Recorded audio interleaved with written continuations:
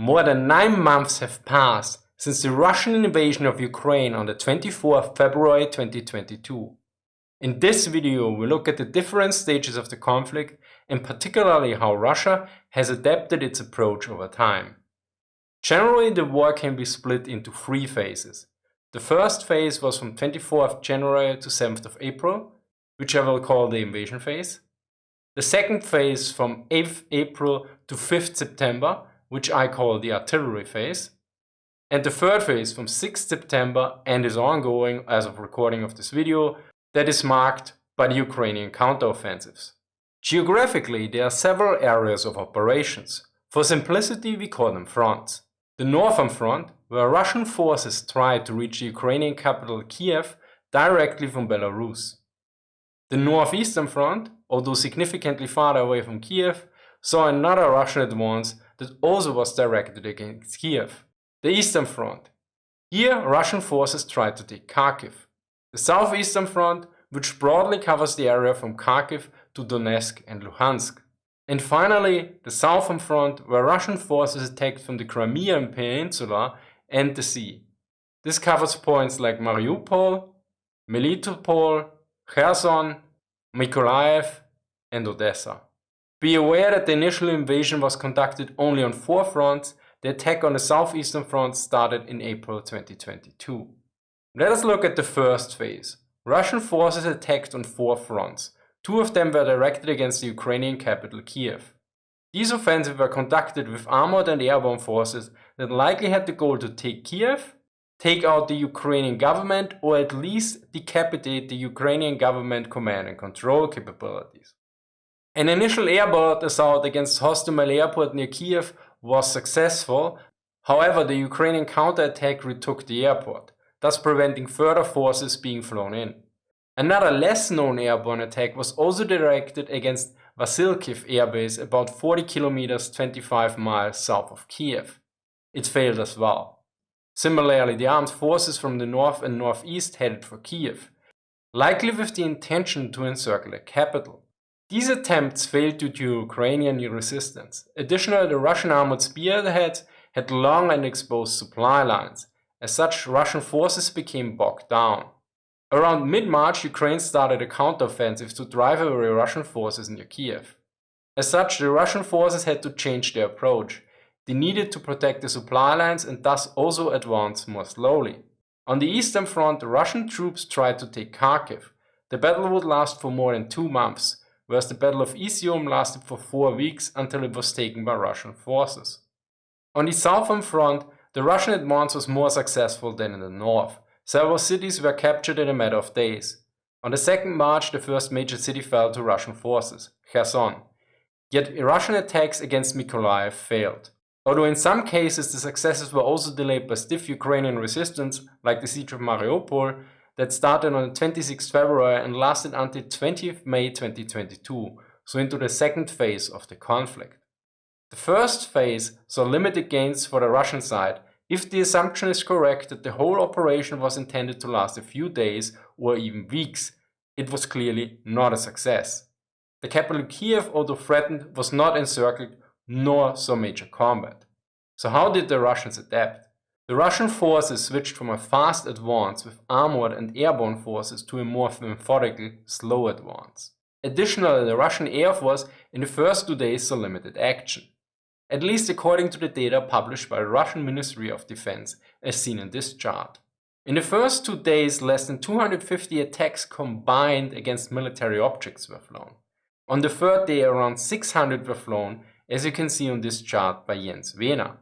Be aware the number on the right side is for the daily attacks, so it's relevant for the blue bars and red line, while the number on the left side shows the cumulative attacks, so it's only relevant for the black line. Be aware that attacks should not be confused with sorties, which are missions flown by aircraft. This would support the view that the operation should be a very short one, although some argue that while some operations like that against Kiev was intended to be a short one, on the other fronts the approach was more of a regular and methodical attack. In short, although the Russian operation was not a success, Russia did not back down and started to spend more material. This brings us to the second phase. which lasted from 8th April to 5th September 2022. While some of the initial Russian attacks focused on armored spearheads and airborne assaults, this phase was far slower and saw a massive amount of ammunition expenditure, in particularly artillery and missiles. Additionally, on the 8th April, the command was centralized under General Dvornikov, at least for a while. Around mid-April, the Russians renewed their offensives on a front line of around 480 kilometers, 300 miles, from Kharkiv to Luhansk and Donetsk. So without the northern and northeastern front, but adding the southeastern front.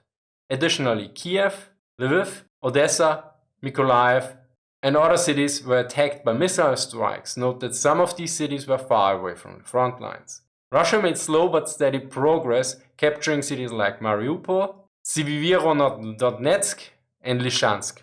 Note the last two are basically separated by a river. The initial euphoria about defeating the Russian forces around Kiev had changed. To quote a RAND article from 12th June 2022, "A few weeks ago, euphoria reigned when Ukrainian forces pushed back Russian attempts to seize Kiev, Kharkiv, and Odessa, Ukraine's three largest cities. Now pessimism is ascendant. Ukrainian President Volodymyr Zelensky speaks of very fierce fighting in eastern Ukraine and high casualties. Ukrainians may be running out of some ammunition." At this point, Russia had a clear superiority when it came to artillery. The Washington Post gives some numbers in terms of expended ammunition per day around early June. Russia is firing as many as 50,000 artillery rounds a day into Ukrainian positions, and the Ukrainians can only hit back with around 5,000 to 6,000 rounds a day, he said. The United States has committed to deliver 220,000 rounds of ammunition, enough to match Russian firepower for around 4 days. Of course, such numbers can be misleading since indiscriminate shelling enemy positions with artillery compared to well-directed shots have a very different effect. The latter would be particularly used in counter-battery fire. Yet the discrepancy in numbers is still an issue, especially if we consider the moral effect. Since being on the receiving end of artillery fire while there is little return fire is generally unnerving. So how did Russia adapt this time? In this phase we can clearly see the Russian armed forces brought their material mass to bear, particularly in artillery. Ukraine with support from the West directed in focusing on counter-battery fire, supported by modern Western equipment like the M777 artillery pieces, but also self-propelled artillery like the Panzerhaubitze 2000, which I covered in this video. Furthermore, with long-range precision missile strikes like HIMARS, Russian ammunition depots were targeted, thus likely slowly reducing the Russian superiority in artillery. This brings us to the third phase, that is marked by the Ukrainian counteroffensive. Some note 6th September as the start date, which marks the beginning of the counteroffensive in the Kharkiv region. Yet the first counteroffensive in the southern region in Kherson and Mykolaiv Oblast already started on 29th August. The counteroffensive near Kharkiv resulted in Ukraine retaking territory in a few days that Russian forces needed months to capture. This defeat was even acknowledged by Russia. The Kremlin acknowledged its defeat in Kharkiv Oblast, the first time Moscow has openly recognized a defeat since the start of the February 2022 invasion of Ukraine. For the reason about the Russian defeat in this phase and further information, be sure to check out my video on this topic. Now let's look at the Russian reaction to the successful Ukrainian counteroffensive. So far this seems similar to the previous responses, namely not backing down, changing the pace, and relocating more resources to the war effort. First, on 21st September 2022, a partial mobilization of Russian forces was started. Second, Kharkiv and later other cities were attacked by cruise missiles and loitering munitions. These attacks seem to be at least partially focused on the electrical infrastructure. Furthermore, since some of these loitering munitions are rather cheap but still quite dangerous, Ukraine must use sometimes quite sophisticated and expensive weapons to destroy them. For a further discussion on the topic, watch this talk by Military Aviation History with the defense analyst Justin Brock. In short, it seems the Russian leadership intended to conduct a short war or a special military operation that should last a few days, but it clearly does not shy away from fighting a long war at all. It's important to keep in mind here that failure or even repeated failure does not necessarily mean that one is losing. Particularly the Soviet Union, but also before Imperial Russia, suffered various major and humiliating defeats in wars, but ultimately came out on top. The Russo-Finnish Winter War 1939 to 1940 comes to mind. Yet also in 1941 and 1942 the Red Army suffered several devastating losses against the German forces. Then there was also the Russo-Japanese War 1904 to 1905, where a large part of the Russian Navy was destroyed, and the army had suffered severe losses as well. But in the end, Japan had to agree to a peace treaty.